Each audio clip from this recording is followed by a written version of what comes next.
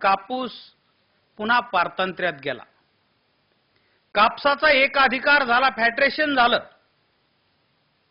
एकच दुकान सरकारचं, आणि त्या फेडरेशन मध्ये ग्रेडरनी लुटलं, काटापट्टीवाल्यांनी, चेक वाटणाऱ्यांनी, बँकेनी आणि सरकारनी सुद्धा भावात किती लुटलं. जेव्हा इथं 1500 रुपये क्विंटलला भाव होता, तेव्हा जगात 4500 रुपये क्विंटलला भाव होता. म्हणजे जवळपास 3000 रुपये क्विंटल भाव कमी द्याला. महाराष्ट्रात एक अधिकार, गुजरात आणि आंध्रात खुल्लं होतं.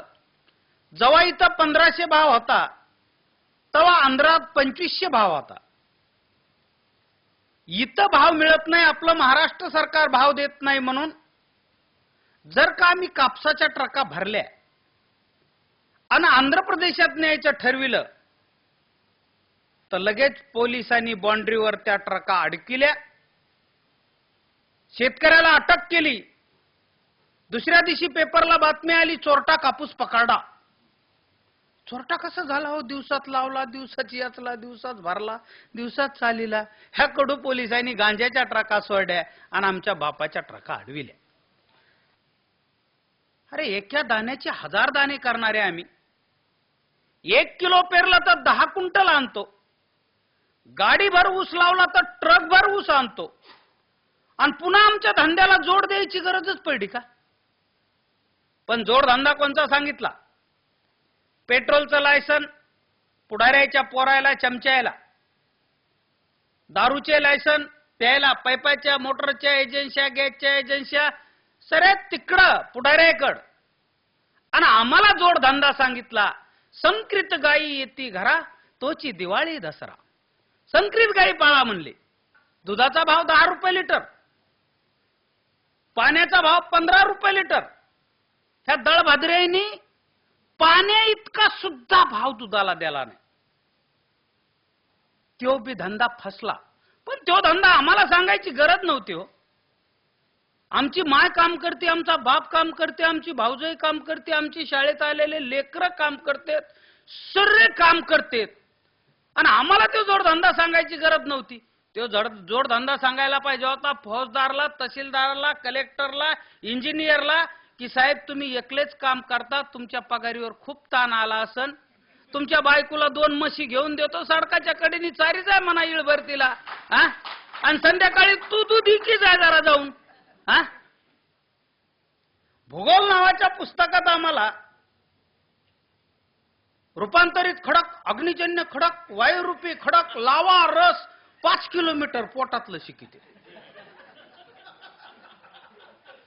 फार पण काळी माती, धसाड जमीन, चोपणी जमीन, खडकाळ जमीन, त्याच्यात पीक कोणचं घ्यावं हे नाही शिकलं. आम्हाला 5 किलोमीटर खाल्लं शिकविलं. आम्हाला आमच्या गणितामध्ये आमच्या बापाचं गणित नाही शिकविलं. आमच्या बापाच्या धंद्याचं शिकविलं नाही, आमच्या माईच्या धंद्याचं गणित शिकविलं नाही.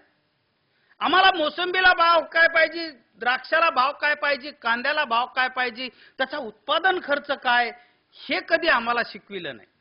तुम्हाला शहरातल्या लोकांना सरायला माहिती, कांद्याचा भाव वाढा की जीवनावश्यक कायदा. बरं खरंच डॉक्टर साहेब कांदा जीवनावश्यक आहे का? समजा तुमच्या इथं 15 दिवस कोणी कांदा खाल्ला नाही म्हणून चौकात आला आणि चक्कर येऊन पडला आणि कांदा कांदा म्हणून हातपाय खोडू खोडूच मेला, असं काही झालं का? कांदा जीवनावश्यक आहे का? अरे जीवनावश्यक औषध गोळ्या. साप चावला, इंजेक्शन नाही मिळालं, डॉक्टर साहेब मरतं का नाही माणूस? हो पंतप्रधानाची बायको की 50 रुपये कांद्याचा भाव झाला, बजेट वाढलं. खरं असं कोय? पाकिस्तानमध्ये 105 रुपये किलो साखर असताना साखर निर्यात करायची नाही, आपल्या भारताला जेवढी साखर लागते तेवढी ठेवा आणि बाकीची निर्यात करा. शेतकऱ्याला 3000 रुपये टन ऊसाला भाव देता येतो, पण ते भाव द्यायचा नाही सरकारला, हे लाचार ठेवायचे म्हणून साखरावर बंदी. पण साखराचे बिस्किट झाले की मोकळे, त्याची मळीची दारू झाली की कुठं बी न्या. आमची माय जगाची अन्नपूर्णा आहे, आमचा बाप जगाचा अन्नदाता आहे.